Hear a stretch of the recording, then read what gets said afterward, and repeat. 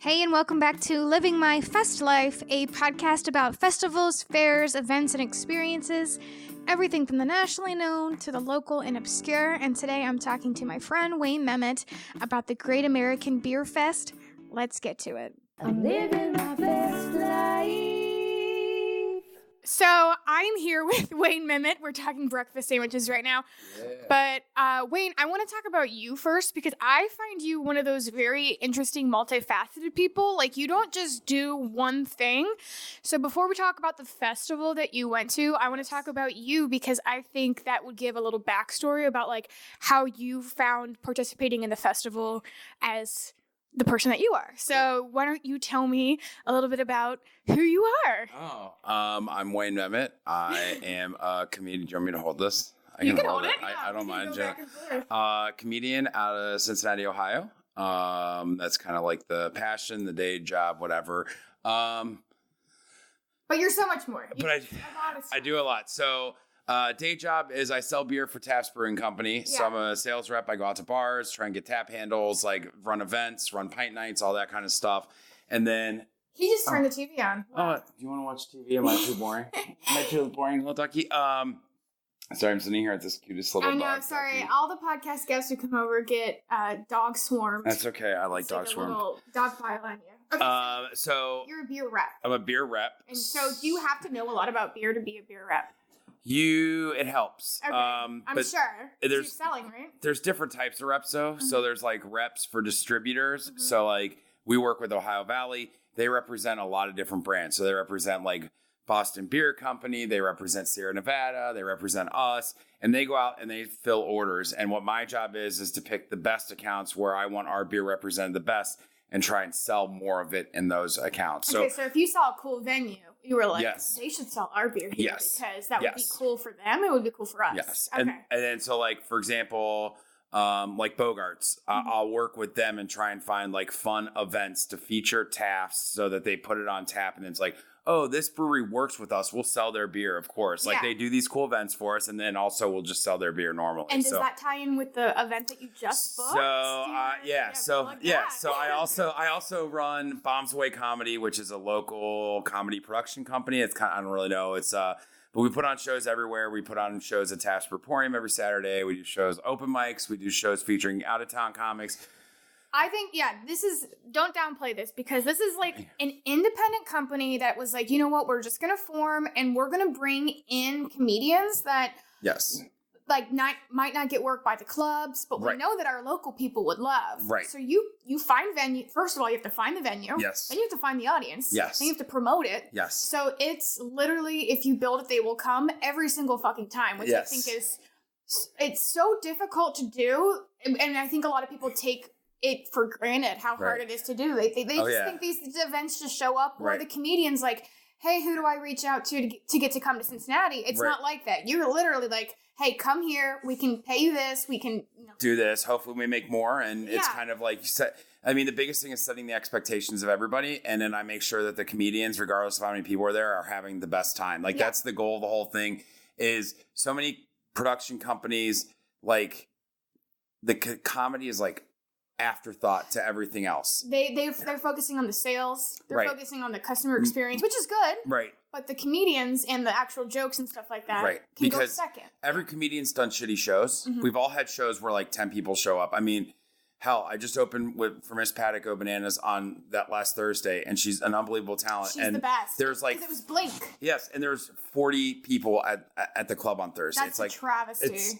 So you could do everything right, and it still doesn't happen. So, so I run Bombs Away Comedy, and one of the things that we just partnered with is we're partnering with Live Nation to help promote their comedy shows that they're doing at Bogarts. So fucking cool. So JB Smoove is actually the 26th. And he's so fucking funny. Yes, he's so great. And so we actually, will this be out before the 26th? I'm gonna put it out as soon as I can. So you can use, if you go to the Facebook page or wherever you buy tickets, you can use code BA Comedy and you'll get $14 off the ticket price. Yeah. So if anybody wants to come see JB Smoove, it's, it's a cool thing. But yeah, I just help promote them. They see the value in this honestly, like, I don't think I ever really understood what grassroots was until it's like, oh no, this is grassroots. Literally conception of an idea Yeah. and having to filter. Okay, so I wanted to give that intro because I think for someone like you who produces events Yes. and produces experiences a lot, to Yes. go to a festival Yes. as a participant, it's got to be, you're kind of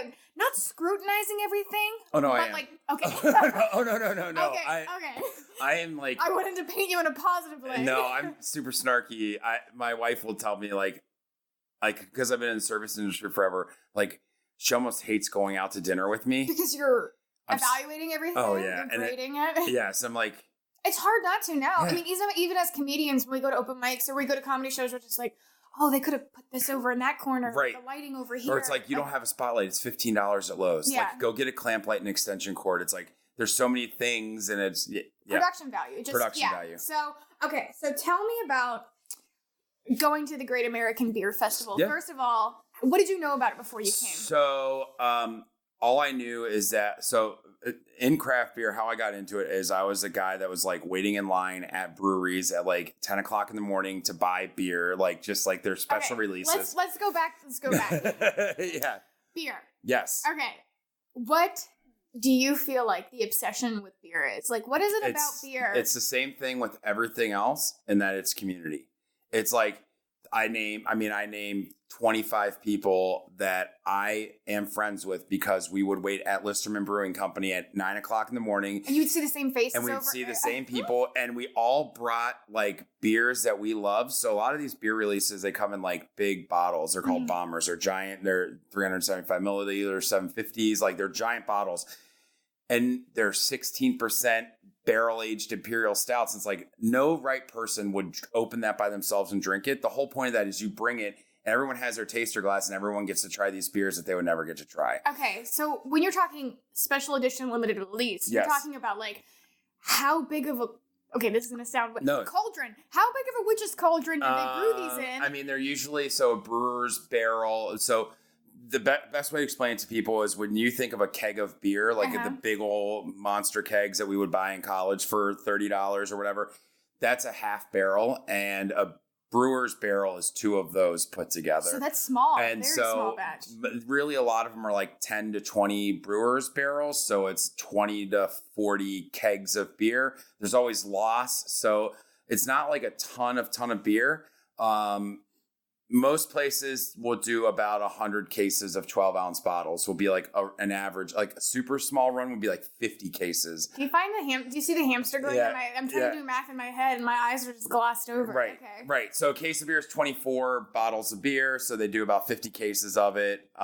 It's a really fine line. Some people do limited releases and they're still in stores like months later. So it's not limited. And some places, like, you'll have a bottle that'll sell out in 4 hours. And it's really hard to predict what those are. It's cool because with anybody who's obsessed with any kind of like thing. Sorry. Oh my God, I just knocked it down. Oh, he's fine. He's got a Okay. thick little walnut head. Come up. Come on in, Bubba. Come here. He's got his own stairs over here. You got your own stairs? Or He do you wants to come up. want me to just pick you up? Oh yeah, he wants to be in your lap. Okay, so with anybody who has like a thing that they are kind of obsessed with, Yes. like collecting figurines, going to Horror Fest, Comic-Con, it's all about the experience. For you guys though, once you drink your experience, is it over, or do you enter some kind of like punch card club where you're like, I tried that one? So like Untapped is like used a lot, and a lot of people will like, there's a lot of flexing. What's Untapped? Untapped is a beer tracking app, and you can rate it and all this stuff. Actually, a lot of breweries hate it because it's a lot of uneducated people giving like, 1 out of 5. This wasn't my style of beer. Well, it's like you don't like that one already, so why would you even rate it? So, and then it's a whole nother thing. Well, but that's the whole genre I've never been into. Yes. I'm not a beer drinker. I have the shittiest taste. I like PBR, okay, which is like backwoods water, and then I like cider beers. okay, And then I have a couple beers here. Yep. That I want you. Okay, so this is Gumball Head. Gumball Head. Is this rare or not? This is not rare. Okay. So this would be a core beer from Three Floyds. So Three Floyds, this is one of their probably like 5 core beers that's always available. Okay. Now Three Floyds as a brewery does make beer that's very rare. They have, And they're in Indiana. yes, they actually, for your festival, they have Dark Lord Day, which is a giant beer festival that they put on specifically. And it's like craziness. If you want to start looking at, if you want to get into crazy festivals, look at like brewery run beer release festivals. Hunapoo Day down in Tampa, Florida. Hunapoo Day? Hunapoo is Hunapoo? The name of the beer, and they have a day that they release it, and it's literally like thousands of people show up. Okay, so this is like an underground cult. I didn't even know about. Yes. Okay. So what is this? Esther's Little Secret. Chocolate peanut butter brittle porter. So Share a pint, make a friend. Is this year's? I have no idea. I found it in my refrigerator. Oh, this is from 2016. So that's been in there for a while. Yeah, so this is a beer, Esther's Little Secret. They do a different beer based on like a holiday candy every year. So this is one I think a lot of people really liked. So I would say, yes, this is probably a rarer beer. Not when it was necessarily a release, but because you've held on to it for so long. Okay. And it's cold, so it's been kept cold. Do you want to drink it? Because I don't like it. I don't want it. Would you drink something like that that's been for 2 years? I would try it for research. I would try it for research. Yes, absolutely. Okay, I have. What's this? La Chouffe. What is this? La Chouffe is a Belgian, like one of the best Belgian breweries in the world. There's, yes. Isn't this weird that I don't know anything that's in my refrigerator and you can like literally pick it up? I can be like, La Chouffe. Actually, I wouldn't know if it's like necessarily rare, but I don't see it very often. I'm sure a lot of people see. For me, like rare doesn't matter to me because I'm not in this to like make money, which some people are. There are people like buy full allotment. So like when you go to these beer releases, they will say like you can buy up to 6 bottles. They'll buy all 6, and before you've even bought yours, they're already on Facebook groups trying to sell 5. So it's kind of like Pappy O'Dan, Pappy. It's like whiskey. It's like all the bourbon. Else. Yes, it's just like bourbon. Same deal. There's just it's easier to enter into the brewery space. So something like this. Yes, Bud Light. Something that everybody knows about. It's been around for a while. Yes. What is the difference between the thoughts of people on this and the thoughts of people on these other beers that I've pointed out? Really, when you look at beer, there's like domestic drinkers and then there's other people. Okay. So most people would they drink Bud Light. That's what they drink. They don't. Is it because it's everywhere and it's a national carrier? You can get it at a sports game. I think it's the same reason. Your dad drank it. Yeah, so people you throw the can at your head. The same reason they go to Cracker Barrel every Sunday. It's not like it's good, but it's just what they know. Familiar. Yes, it's familiar. You know that you're not going to be disappointed by it. Right. Okay. So this beer is a lager, and a lot of good and bad about Bud Light and Anheuser-Busch InBev, which is their distribution. AB InBev is their company. AB InBev, Bud Light gets a lot of credit for no matter where you open it, no matter where you are in the country, every single time it is the same damn beer. It's like McDonald's for me. That's why I like McDonald's. Exactly. Okay. And there is subtle differences between like Miller and Bud and Coors, and people grow up with those tastes. Yeah. I know Coors because of the Coors kidnapping murder, so that's the one that I know the most about the history of Coors. Right. But these are all, they're all made domestically. Right. You don't have to. You're not like this one where you have to ship it in. That's import. Yep. But the thing that they do is they have bad practices in business, so they will buy craft breweries, and then they will say like, "Oh, this one beer is your best beer, so that's all you're making," and then they just sell that into the market. It's kind of like a smaller example of what happens with like quinoa in Peru, how it's like so many people were eating quinoa that like all of their crops they turned into quinoa because that's what was making them money, and then they weren't growing anything else. Oh, no. So it's like the same thing that happens with these breweries where they kind of lose their identity, and then on the back end, Anheuser-Busch does like unfair business practices. They do a lot of things that are kind of roughly illegal, but no one really calls them on it because they throw enough money around, and it makes it very difficult for independent. Like I'll go into a chain restaurant, try to sell my beer, and they'll have 18 tap handles, and they'll have 2 that they're allowed to change because everything else is mandated based on like the contracts, the big old contracts, which are national, but in the state you're not allowed to have like state, like there's different laws per se. It's a whole. So for someone like you, would it be cooler to go to a local like dive bar that doesn't have contracts with stuff like that so you can try different ones, or are they the ones that are kind of getting fucked over by these bigger corporations? I mean, the dive bars are the ones that are kind of harder to deal with. So like, for example, one of my best accounts is Top Golf. That's like, they have a bunch of taps they're allowed to change to every 3 months. But now I'm on.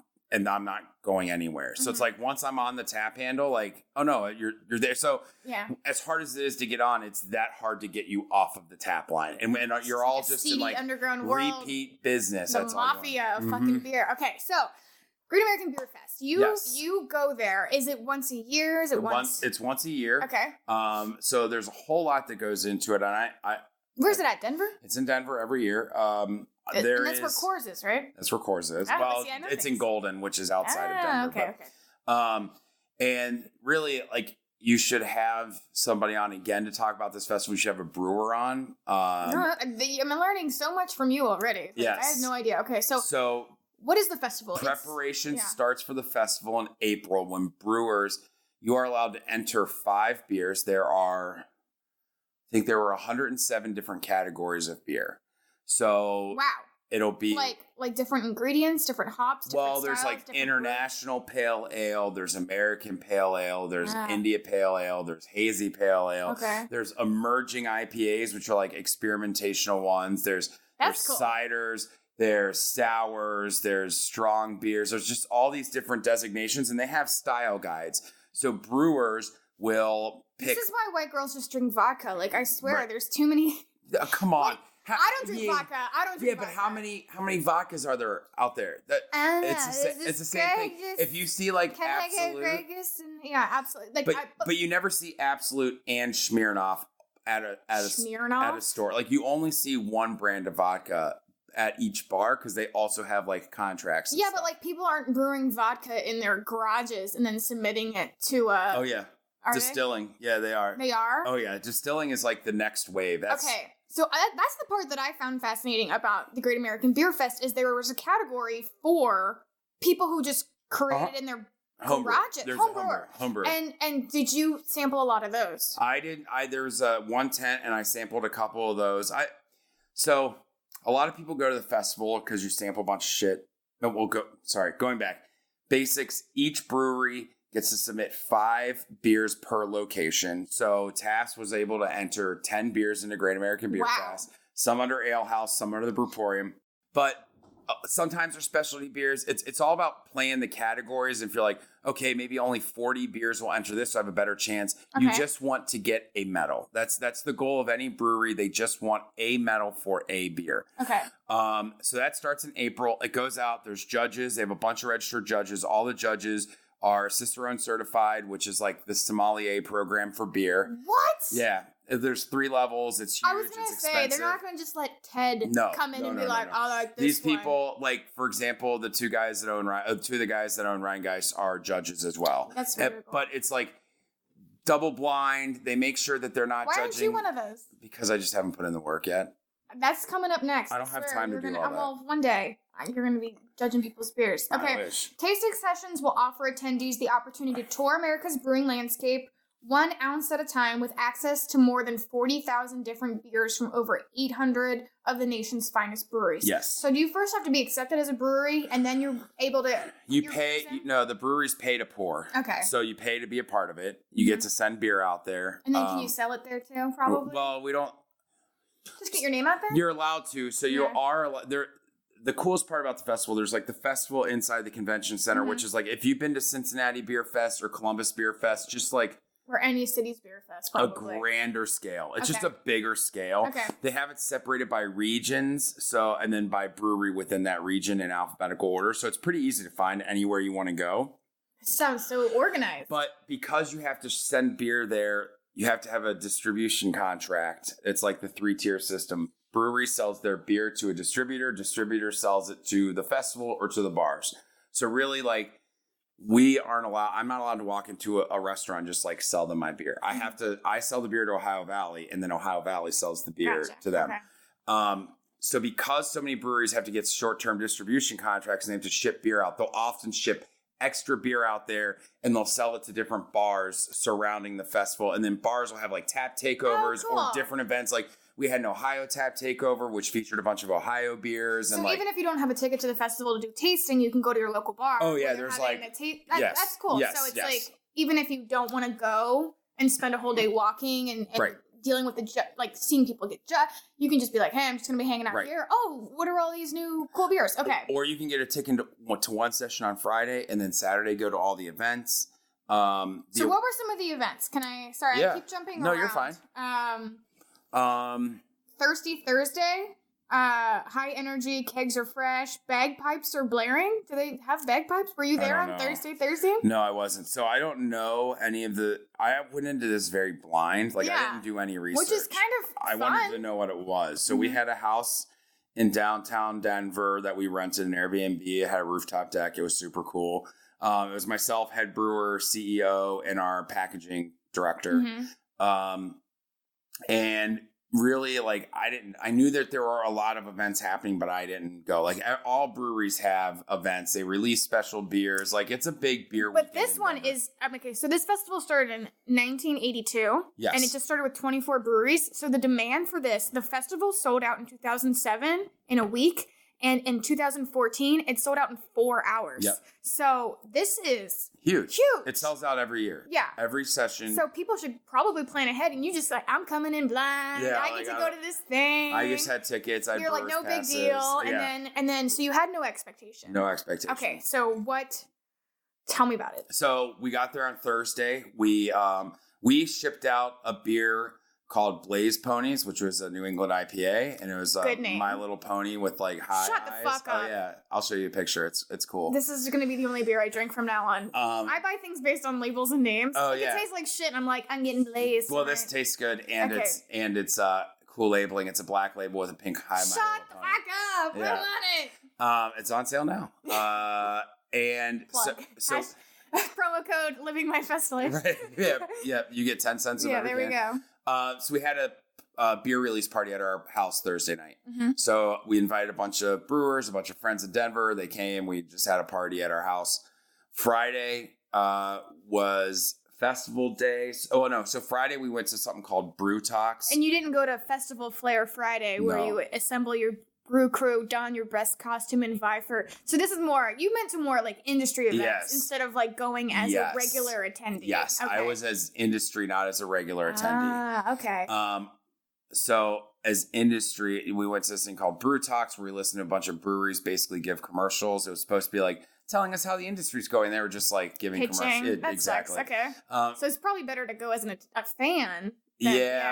Yeah, well, this was a separate thing. So this was put again outside of the venue. This was at a bar that it just happens during the festival. Okay, weekend. So there's a lot going on for both sides. Okay. Yes.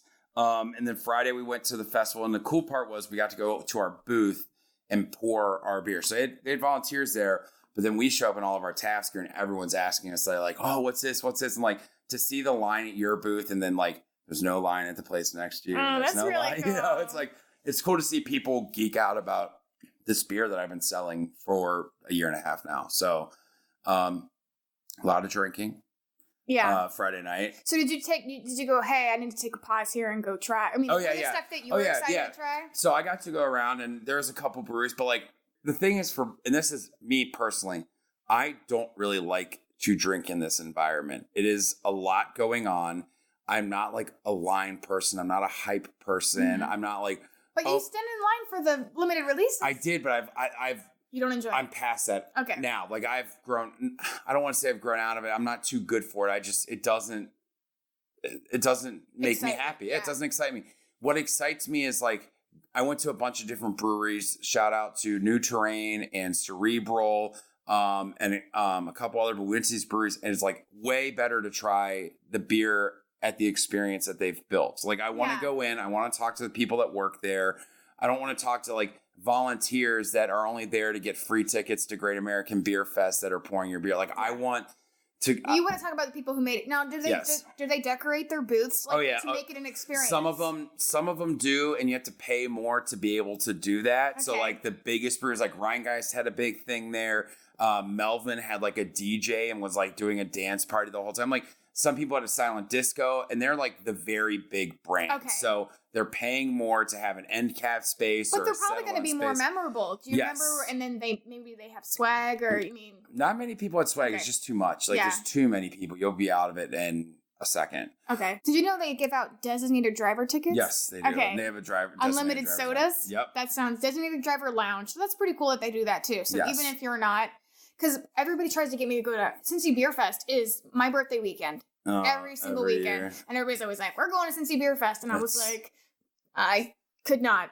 I don't want I don't want to do that. So there's general sessions to the festival, which include festival programs, commemorative tasting glasses, unlimited 1 ounce pours, which is dangerous. Who is not monitoring these 1 ounce pours? No, but they're very strict about the 1 ounce pours. That's the Okay. one thing that's different about this one is like at other festivals, they'll be like 1 ounce pour, just like fill up your cup. This is like, it's tasting. It's a 1 ounce pour. And you have I to will wait in say- line, so you probably don't get. I never really felt drunk Okay. coming out of the festival. And I that's felt not the drunk at yeah, no one brewers, wants, yes. it's not the purpose of it. Right. Yeah. And there's nowhere to just get a full beer. Mhm. Like, oh no, I just want to have, I don't want to try anymore. I like this one. I want to drink a full one of it. You can't do that. Like, Really? No, Oh, it's wow. only 1 ounce pours. Okay. So there's a paired one too. Tickets include Yes. special entrance. To paired. What's this? Paired is they have like food and beer. They have a whole 50 separate section. unique beers, 25 small and independent breweries matched with award-winning chefs. That's pretty cool. I got to go into that with a brewer's pass. So Okay. it was cool. Again, it was like tiny little Pours. bites and tiny little Tiny pours. beats. Okay, Like it I'm was like, this is a Dorito. It Yeah. pairs nicely with a Bud Light. right. Just sit back on our recliner experience and enjoy. There's also a membership session. So I guess if you're a member, you get Yes. a $5 discount ticket. These are probably people that go every year, probably Yes. super fans. The designated driver ones. Okay. So you went on Friday, you tried some stuff. Saturday is super fan Saturday. Yes. So be the first to taste the award medal winning beers. Tell me about the medals. So this is the highlight for all the breweries. Like okay. Thursday. Probably for them too. Yeah, Thursday and Friday is like hanging out, networking a little, blah, blah, blah, going to breweries. Saturday, they have the award session in the morning. And so it was very cool for us because we went up there. The first award that they did was the Homebrewers Award that you were talking about earlier. In the garages, someone making Yep. moonshine in their toilet No, or it was whatever. beer, but- Yeah, you don't know their practices. Yeah. And then the next award was the Collaboration Award. So they have 70 entries maxed out, and we entered with Against the Grain for a beer, and we got second place. So Wow. we got a medal on the second award, and as a brewery, your goal is just to get a medal. Because there's 800 Right. breweries there or whatever. There were 9,500 something entries Shut of beer. the fuck up. Only 300 and something medals are given out. 330 medals are given out. So Wow. That's a very, Right. very, very Right. small fraction. So to get one is great. We did not get a medal for anything else, which is fine.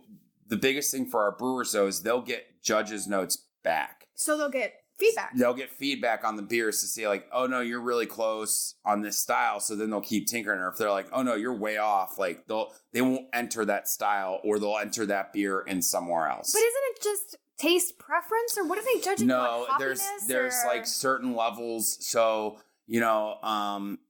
in a Pilsner, they'll want like a snap from the hops and clean, and they'll look at color, they'll look at minerality, they'll look at like so many things about the beer. It's and it's a style. Like this is the perfect Pilsner, and then it is the judges judging if this fits Meets into the those. perfection. And the one that fits into the perfection the most gets the gold. That's cool, but I think that's a little boring though, because I like imperfect things, and I like I don't. Yeah. If I'm judging the best chocolate souffle I've ever had, and it's the gold Yeah, standard, but- and then someone adds sea salt Yeah, to but it, if I'm like, you're- this is better. Yeah, but if you had, and that can be part of the style Yeah. guide. I mean, that can Okay, be part of your style. preference. And there is a lot of preference in these judges. But it's still so cool that they Yeah. liked your collaboration. Yes. Okay. And so the beer was called Are You Pricklish? And it was a prickly pear sour that we did with Against the Grain. You guys have the best fucking names. That's fine. Okay, are you pricklish? So okay. it was cool. Some drama that happens in the festival give is it to me. Give me the tea. if you're watching, whenever they'll say like bronze, this beer, and if it's a funny name, everybody laughs. Like, Yeah. and then they'll go silver, this beer, and sometimes they'll say like no gold was awarded. And everyone's like, ooh, like, because that means no beer was good enough to be gold. Damn. So it's not an automatic. So there are times that they like, no bronze was awarded. Like we had a best, we had a second best, like nobody else was even close. Wow. So it doesn't happen a lot, but it does happen. I kind of like that because it makes the standards that much more like we're not just doing this for fucks. Right. Like we are the number one. Yes. We are the Great American Beer Festival. We're not playing.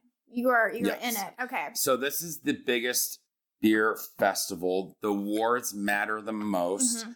The only other festival is called World Beer Cup, which happens every 2 years at the Craft Brewers Conference. And this is like industry networking, talks, all that stuff. Okay, so when you posted a picture of you guys winning this award, and you said I was at Beer Fest, I was like, oh, you guys were playing beer pong, you were drinking. No. It was nothing like that. It is classy, it is high-end, it is academia, it is networking. Was it guys in suits, or was it every guy looked like Seth Rogen? Yeah, we had. Every guy looked like Seth Rogen. Okay. We had suits. We had matching Adidas tracksuits on. Oh my God. Okay. No wonder people wanted to come watch you guys pour. Yep. Okay. So very cool. So how does someone get into beer? If you think that you like drinking it, you like a couple of the IPAs, you like a couple of what are some suggestions that you think people can do to get like more into the culture? So a couple things. Go to more breweries that aren't, and I'm saying all the big ones, including myself. Skip Madtree, skip Ryan Guys, skip Taft's, skip Braxton, skip these 50 West, skip the big ones. And locally. This is Ohio locally. Ohio locally. Anybody anywhere else. This applies. So the big touristy breweries that everyone goes to, skip those and go to the smaller breweries. And any level locally, I suggest Brink is one of my favorite ones to go to. At Nine Giant in Pleasant Ridge is like unbelievable food experience. But you go to these smaller breweries, and every time you go to a brewery, sit at the bar. Sit at the bar and talk to the bartenders. That's a great idea. And that's all you have to do. And just act interested or be interested. Don't be ashamed if you I just like Bud Light. Well, then go to a brewery and say, I like lagers, and let them take you through their lagers because you'll like most of, if not all of them. Do most breweries do like a tasting experience, or do most of them? Usually they'll let you taste things. Yeah. Some breweries won't do tastes, and they'll just sell taster pours to you, which is fine. Flights are good. Some people poo-poo flights. It's a good way to experience a lot of different things. Cool. But then if you like one, go and order a full pint of it and really experience the beer. Okay. Any other apps or any other tricks that I know somebody told me they were on this mission where it's they have a list of every single beer in the world, and you try every it was 100. I don't know. It's more crazy. than 100, obviously. I don't try and get too caught up in the beers. I don't there's a lot of people that hype certain beers or there's a lot of good beers out there. Yeah. If you like beer, we're really blessed to be able to you can try a lot of, and people that might say I don't like that brewer. It's no, they probably got some good beers there. You know, you might have just tried the bad ones. Right. You might have to sift through some. But just try different stuff. Don't just stick to your old favorites. Mm-hmm. Go to your local, craft beer store. In Ohio, we have different places like Delhi Liquor, West Side, Higher Gravity, BC's Bottle Lodge. They are very craft beer driven, and all of their employees are very knowledgeable. And if you hey, I kind of like this, they'll be able to tell you everything in their stock that's something similar to that, and you'll go home with something new. Do you think this is a Midwest thing since we're so close to so many breweries? In Cincinnati specifically, there's a lot of places that don't have it. Cincinnati has such a huge brewing heritage. Mm-hmm. We have, some of the best breweries historically have come from Cincinnati. What about out of state? If people are listening from other places, are there any other national, small, everybody knows this is a small brewery, but it's located in Arizona, or is there any kind of big name off the beaten chart ones that people are kind of getting excited about right now? There's a lot that I don't really follow a lot of well, I could tell you what are the big names. There's no brewery weekly newsletter that comes out about. No, there's not. There are some. I don't read too much about what's the hot breweries or whatever. But pretty much every state has a top 10 breweries that. And if you really are very curious, I know there's a Facebook group for every city. There is like, we have the Cincinnati Craft Beer Club in Cincinnati. There's like 3,000 people in it. And that's where people post their beer releases. People ask questions. There'll be discussions on beers and that kind of stuff. So if you're really interested, look in your city, look on Facebook, like Louisville Beer or whatever. And like, there are ones that come up and you can join. And that sounds really cool. I mean, this is something I knew nothing about. Right. So I feel very educated right now. Nice. What would you suggest? Would you suggest having expectations going into the Great American Beer Festival? Yes. If you are spending the money to go to Great American Beer Fest, have a plan. Okay, you're like, don't be like me. If I was paying to go, I would have gone in a different experience. I would have well researched, but I didn't know what my expectations were for work, so I didn't want to have like, I can't do this thing I have to do for work on Saturday because I want to go to this thing. Like, I didn't want to be bummed out that I couldn't go to something. But they send you like a schedule ahead of time, probably, and like there's probably like booth maps and. No. There's no. Maybe some breweries do that. Yeah. But not ours. Okay. But have a plan. Have a plan. Be organized. Experience. If you go to Great American Beer Fest, go to the breweries. Like, save time. You do not need to go to every session. I think the best session is the Saturday after the awards ceremony, because then when you get your medal, you get a sticker and you get to go to your booth and put the sticker on the sign. And toot your own horn. Exactly. Yeah, right. So people go around, you get to try the medal beers that are there. Cool. So go to the breweries at GABF, have a plan. I'd say, pick a session Friday, go on Saturday, fill the rest of the time. Drink a lot of water. That's actually a really good tip. Oh, especially because of the altitude. Like, I was like chugging water. I had to, when I wake up in the morning, like chug tube. I knew I wouldn't drink enough throughout the day, so I was like chugging water whenever I was home to make sure that I was hydrated. Enjoy your small bites, bring your granola. Okay, the last thing I want you to do, I want you to crack open this Esther's Little Secret. Okay. And take a drink and tell me what you think. Can I get a glass? Oh yeah, you want to? What is a? Just a cup. Just a cup? You don't want to drink it out of here? I like to look at it. What about these moths? Oh, you want to look at it? Yeah. Okay. I mean, a wine glass. If you have stemless wine glasses, those all.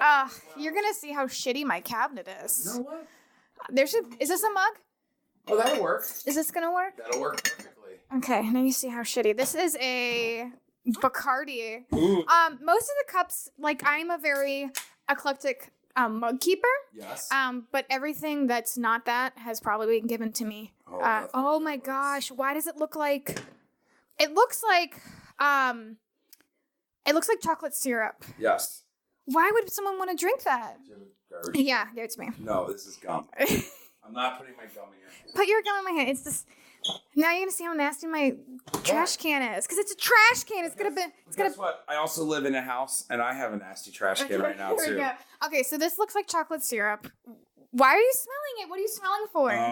See, I know you're gonna get that sommelier thing. No, so I'm smelling it to see, like, okay, do I smell like this? Tells me. So one thing is, and I'm not going to say the name of the brewery, but like, there is a local brewery that like will say this beer has this, and this in it, and it doesn't taste like anything. So so when a brewery claims that the beers taste like something, I'm like really judging it. Like, does it taste like what you say it tastes like? So this says chocolate, peanut butter, or peanut brittle porter. So I'm looking to see how big is the chocolate. I'm looking to see, does it taste like actual peanut brittle, which is like a caramelized sugar with peanuts in it? Or is it like a peanut butter powder flavoring that they're putting in there? Oh my God, this is... that I'm trying to see like how natural, and chocolate's super strong. I smell like a sweet peanut. That's me. That's my trash can. Okay, he took a little sip. This is like thick. Yeah. For 3 years old, it holds up pretty good. Okay. There's definitely aluminum can taste to it, but I think that's to be expected because it's from an aluminum can. Now I'm gonna try it too. Hold on. Yeah, you should try it. I'm smelling it. I smell chocolate. Yeah, chocolate's there. But I know it's like a chocolate. It's like a syrupy chocolate. This is disgusting. What the fuck? Yeah. Ugh. It's not like a natural chocolate. To be honest. Actually, the aftertaste is pretty good. The initial taste is. That's the porter. That's cigar ash. Yes, kind of flavor. it's like a bitter housewife. No, it's like a stinging sourness, I feel, and then you drink it and you're like, oh, I hated that. And then you're like, there's chocolate in my mouth though. I know, but I don't like that chocolate. I like Okay. chocolate that's more natural flavor. Okay. I don't get any peanut brittle, and that there are flavors that fall off after years. So like different flavors, like blueberry does not hold up well for a long time in beers, where something like raspberry can hold up for a while. It's like cinnamons fall out easily, spices fall out really easy. So like cinnamon spice beer, like it won't taste like that years from now. Yeah, So guys, drink it while you can. Stop licking the floor, Ducky. He's looking for cheese. oh my God. Okay, well, I feel like I learned so much about beer today.